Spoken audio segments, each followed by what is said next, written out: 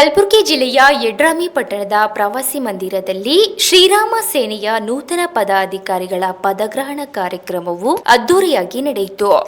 ರಾಷ್ಟ್ರೀಯ ಅಧ್ಯಕ್ಷರಾದ ಪ್ರಮೋದ್ ಮುತಾಲಿಕ್ ರವರ ಸಮ್ಮುಖದಲ್ಲಿ ವಿವಿಧ ಗ್ರಾಮಗಳ ನೂರಾರು ಯುವಕರು ಸಂಘಟನೆಯನ್ನು ಸೇರ್ಪಡೆಗೊಂಡರು. ತಾಲೂಕು ಅಧ್ಯಕ್ಷರಾಗಿ ಸಿದ್ದು ಹಂಗ್ರಿಗಿ, ಉಪಾಧ್ಯಕ್ಷರಾಗಿ ಗೋಪಾಲ್ ರಾಠೋಡ್, ಸಂಘಟನಾ ಸಹ ಕಾರ್ಯದರ್ಶಿ ನಿಖಿಲ್ ನಗನೂರ್, ಸಾಮಾಜಿಕ ಜಾಲತಾಣ ಅಧ್ಯಕ್ಷರಾಗಿ ಅಶೋಕ್ ಹಿರೇಗೌಡ, ನಗರ ಘಟಕದ ಅಧ್ಯಕ್ಷರಾಗಿ ಗಿರೀಶ್ ಗುತ್ತೇದಾರ್, ನಗರ ಘಟಕ ಉಪಾಧ್ಯಕ್ಷರಾಗಿ ತೇಜು ಪವರ್, ನಗರ ಘಟಕ ಪ್ರಧಾನ ಕಾರ್ಯದರ್ಶಿಯಾಗಿ ರೋಹಿತ್ ಮಂದೇವಾಲ್ ನೇಮಕಗೊಂಡರು. ತದನಂತರ ಸಭೆಯನ್ನುದ್ದೇಶಿಸಿ ರಾಷ್ಟ್ರೀಯ ಅಧ್ಯಕ್ಷರಾದ ಪ್ರಮೋದ್ ಮುತಾಲಿಕ್ ರವರು ಮಾತನಾಡಿದರು. ಬ್ಯೂರೋ ರಿಪೋರ್ಟ್ ಮುತ್ತು ಭುವಿ.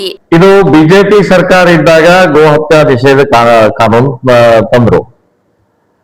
ಈ ಕಾಂಗ್ರೆಸ್ನವರು ತಮ್ಮ ಪ್ರಣಾಳಿಕೆಯಲ್ಲಿ ಗೋ ಹತ್ಯಾ ನಿಷೇಧ ಕಾಯ್ದೆಯನ್ನ ರದ್ದು ಮಾಡ್ತೀವಿ, ಬಜರಂಗ ದಳ ಬ್ಯಾನ್ ಮಾಡ್ತೀವಿ, ಮತಾಂತರ ನಿಷೇಧವನ್ನು ಕೂಡ ಬಿಜೆಪಿ ಸರ್ಕಾರ ತಂದಿದ್ದನ್ನ ಅದನ್ನು ಕೂಡ ರದ್ದು ಮಾಡ್ತೀವಿ ಅಂತನ್ನುವಂಥದ್ದು ಹೇಳಿದ್ರು. ಇನ್ನೂವರೆಗೆ ಮಾಡಿಲ್ಲ. ಕಾನೂನಿಗೆ ಕಾಂಗ್ರೆಸ್ನವರು ಗೋವನ್ನ ರಕ್ಷಣೆ ಮಾಡೋಲ್ಲ. ಅವರು ಕಾರಣ ಏನು ಅಂತಂದ್ರೆ, ಗೋಮಾತೆಯನ್ನ ಕತ್ತರಿಸಿ ತಿನ್ನುವಂಥವರು ಮುಸ್ಲಿಮರು. ಸೊ ಮುಸ್ಲಿಮರು ವೋಟ್ ಬೇಕು ಅವರಿಗೆ. ಕೃಷಿಗೆ ಬೇಕಾದಂತ ಸಂವಿಧಾನಬದ್ಧವಾದಂತ ಆ ಗೋರಕ್ಷಣೆ ಇವರು ಬೇಡ. ಅಧಿಕಾರ ದಾಹಿಗಳು ಇವರು. ಮುಸ್ಲಿಂ ತುಷ್ಟೀಕರಣ ಮಾಡುವಂತವರು ಇವ್ರ ಕಡೆಯಿಂದ ಗೋರಕ್ಷಣೆ ನಾವು ಅಪೇಕ್ಷೆ ಮಾಡುವುದಿಲ್ಲ. ನಾವು ನಮ್ಮ ಕಡೆಯಿಂದ ಎಷ್ಟಾಗತ್ತೆ ಅಷ್ಟು ನಿರಂತರವಾಗಿ ಮಾಡ್ತಾ ಇದೀವಿ. ಇಲ್ಲಿ ತನಕ ಶ್ರೀರಾಮ್ ಸೇನೆ ಸಂಘಟನೆ 32,000 ಹಸುಗಳನ್ನ ಗೋಮಾತೆಯನ್ನ ರಕ್ಷಣೆಯನ್ನ ಮಾಡಿದ್ವಿ. ಸೊ ನಾವು ನಿರಂತರ ಹೋರಾಟವನ್ನ ಮಾಡಲೇಬೇಕಾಗಿದೆ. ಮತ್ತು ಈಗ ಅಖಿಲ ಭಾರತೀಯ ಮಟ್ಟದಲ್ಲೂ ಕೂಡ ಹೋರಾಟವನ್ನ ಸಾಧು ಸಂತರೆಲ್ಲರೂ ಸೇರಿ ತಗೊಂಡಿದ್ದಾರೆ. ನೋಡಿ, ಮುಸ್ಲಿಮರಿಗೂ ಈ ದೇಶವನ್ನ ಇಸ್ಲಾಂ ಮಾಡಬೇಕು, ಪಾಕಿಸ್ತಾನವನ್ನು ಹೇಗೆ ಇಸ್ಲಾಂ ರಾಷ್ಟ್ರವನ್ನ ತಗೊಂಡ್ರು ಹಾಗೆ ಈ ದೇಶವನ್ನು ಇಸ್ಲಾಂ ಮಾಡೋದಕ್ಕೂ, ಮುಸ್ಲಿಂ ರಾಜ್ಯ ಮಾಡೋದಕ್ಕೂ, ಕುರಾನನ ಅಧೀನದಲ್ಲಿ ಈ ದೇಶ ನಡೀಬೇಕು ಅನ್ನುವಂಥದ್ದು ಅವರ ಏಕೈಕ ಉದ್ದೇಶ ಇದೆ. 1400 ವರ್ಷದ ಹಿಂದೆ ಇಸ್ಲಾಂ ಇರಲಿಲ್ಲ. 1400 ವರ್ಷದಲ್ಲಿ 58 ದೇಶಗಳಿದಾವೆ, ಮುಸ್ಲಿಂ ರಾಷ್ಟ್ರಗಳಿದಾವೆ. ಅದರಲ್ಲಿ ಬರೇ ಯುದ್ಧದಿಂದ ಗೆದ್ದಿದ್ದು 9 ದೇಶಗಳು. ಇನ್ನು ಉಳಿದ ಎಲ್ಲಾ ದೇಶಗಳನ್ನ ಜನಸಂಖ್ಯೆಯ ಮೂಲಕನೇ ಅವರು ಇಸ್ಲಾಂ ರಾಷ್ಟ್ರವನ್ನ ಮಾಡಿದ್ದಾರೆ. ಸೊ ನಮ್ಮ ದೇಶವನ್ನು ಇಸ್ಲಾಂ ರಾಷ್ಟ್ರ ಮಾಡೋಕ್ಕೆ ಬೇರೆ ಬೇರೆ ತಂತ್ರಗಳಲ್ಲಿ ಇದು ಒಂದು. ಲವ್ ಜಿಹಾದ್ ಕೂಡ ಒಂದು ಭಾಗ. ಸೊ ಹಿಂದೂ ಹೆಣ್ಣು ಮಕ್ಕಳನ್ನ ಪ್ರೀತಿ ಪ್ರೇಮದ ಹೆಸರಿನಲ್ಲಿ ಅವರನ್ನ ಮೋಸಗೊಳಿಸಿ, ಅವರನ್ನ ಮೋಹದಿಂದ ಇವತ್ತು ಬುರ್ಕಾ ಹಾಕಿಸಿ ಗೋಮಾಂಸ ತಿನ್ನಿಸುವಂತ ಪ್ರಕ್ರಿಯೆ ನಿರಂತರ ನಡೀತಾ ಇದೆ. ಒಂದು ಕೇಂದ್ರದ ಅಂಕಿ ಅಂಶದ ಪ್ರಕಾರ 5,000 ಇಡೀ ದೇಶದಲ್ಲಿ 5,000 ನಮ್ಮ ಹಿಂದೂ ಹುಡುಗಿಯರು ಪ್ರತಿನಿತ್ಯ ಬುರ್ಕಾ ಹಾಕೊಳ್ತಾ ಇದ್ದಾರೆ. ಅಂದ್ರೆ ಒಂದು ತಿಂಗಳಿಗೆ 1.5 ಲಕ್ಷ ಹುಡುಗಿಯರಾಯ್ತು.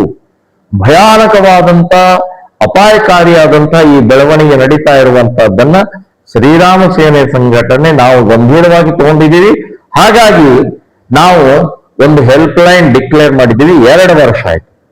8,000 ಕಾಲ್ಗಳು ಬಂದಿದ್ದಾವೆ. 8,000 ಕಾಲ್ಗಳು ಬಂದಿದ್ದಾವೆ. 70% ಅದರಲ್ಲಿ ಬಗೆಹರಿಸಿದ್ದೀವಿ.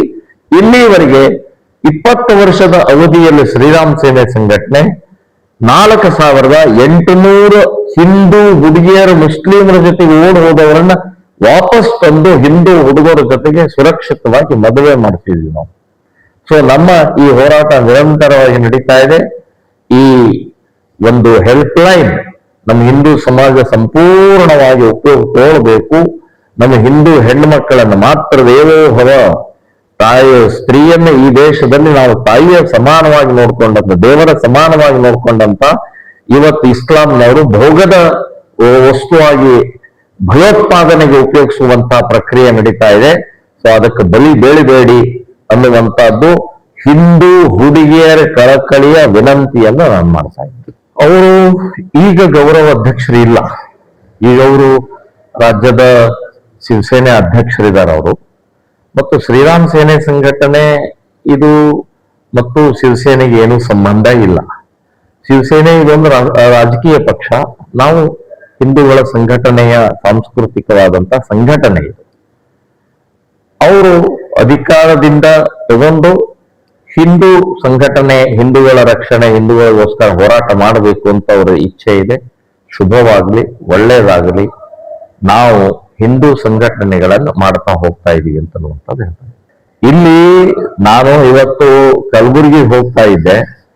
ಸೊ ಈ ನಮ್ಮ ಕಾರ್ಯಕರ್ತರು ಹೇಳಿದ್ರು, ನೀವು ಇಲ್ಲಿ ಬಂದು ಇಲ್ಲಿ ಹಾಲ್ಟ್ ಮಾಡಿ ನಾಳೆ ಹೋಗೋಣ ಅಂತ. ನಾನು ನಿನ್ನೆ ಬಂದೆ. ಸೊ ಇಲ್ಲಿ ಬಂದಾಗ ಪತ್ರಿಕೆಯವರು ಎಲ್ಲ ಜೊತೆಗೆ ಕೂತ್ಕೊಂಡ್ರು ಮತ್ತು ನಮ್ಮ ಕಾರ್ಯಕರ್ತರನ್ನು ಇಲ್ಲಿಯ ಪದಾಧಿಕಾರಿಗಳ ಘೋಷಣೆ ಕೂಡ ಆಯ್ತು. ಸೊ ಆನ್ ದಿ ವೇ ಇದೊಂದು ಕಾರ್ಯಕ್ರಮ ಅಷ್ಟೇ. ಇಲ್ಲ 100% ಇದು ಲವ್ ಜಿಹಾದನೆ. ಅವಳು ರಾಜಸ್ಥಾನದವಳು, ಅವನು ಮಧ್ಯಪ್ರದೇಶದವನು. ಸೊ ಇಬ್ರಿಗೂ ಎಲ್ಲಿ ಮೊನಾಲಿಸಾ ಅನ್ನುವಂಥದ್ದು ಅಲ್ಲಿ ಬಹಳ ಫೇಮಸ್ ಆದ ಸುಂದರಿ ಕುಂಭಮೇಳದಲ್ಲಿ. ಅವರು ಇಬ್ರು ಎಲ್ಲಿ ಪ್ರೀತಿ ಬೆಳೀತು ಗೊತ್ತಿಲ್ಲ. ಕೊನೆಗೆ ಅವರು ಕೇರಳಕ್ಕೆ ಯಾಕೆ ಬಂದ್ರು?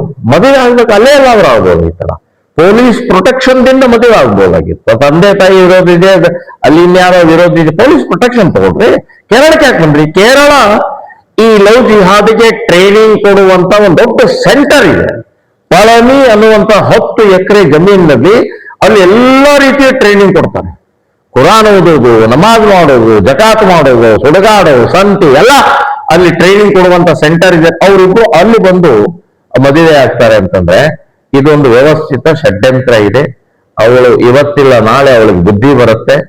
ಸೊ ಲವ್ ಜಿಹಾದ್ ಇದು ಪ್ಯೂರ್ಲಿ ಲವ್ ಜಿಹಾದ್ ಅಂತನ್ನುವಂಥದ್ದು ಹೇಳ್ತೀನಿ. ಅವಳ ವಿರುದ್ಧ ಈಗಾಗಲೇ ನಾವು ಹೋರಾಟವನ್ನು ಮಾಡಿದ್ದೀವಿ.